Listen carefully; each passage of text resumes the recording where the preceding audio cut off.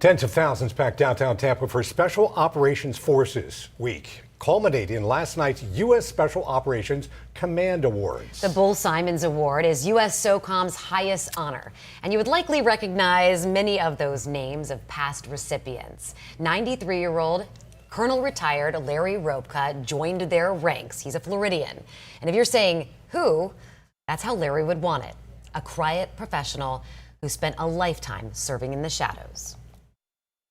It's a world of risk, 24 hours a day. How Larry Ropka became entangled in a 30-year journey with special operations is a series of fateful moments, starting with a love for airplanes and his dad's mechanic shop. And I just loved to shop. I spent all my time in there.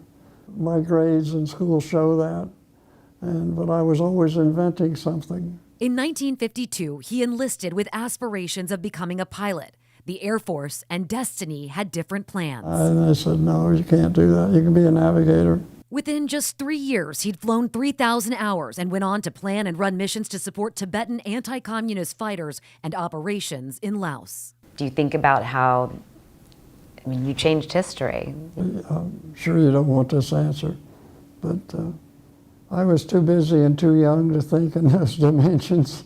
I was basically just keeping up.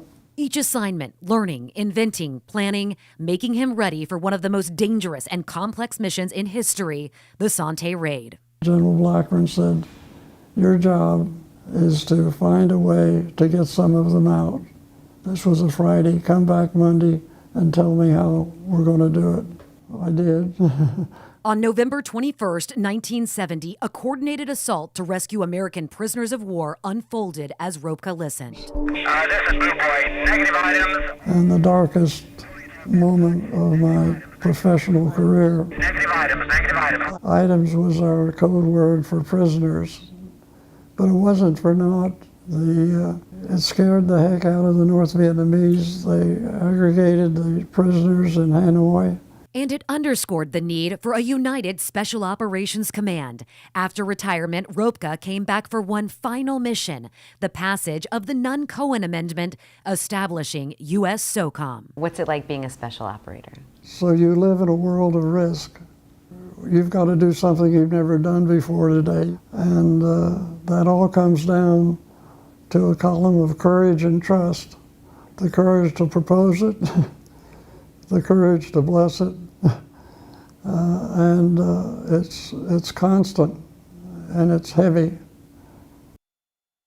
And truly, we only scratched the surface here of what Colonel Ropka has done over his incredible career. You can learn more about that and some of the soft heroes he's served with in his book, My 30-Year Journey in the Shadow of Special Operations Giants.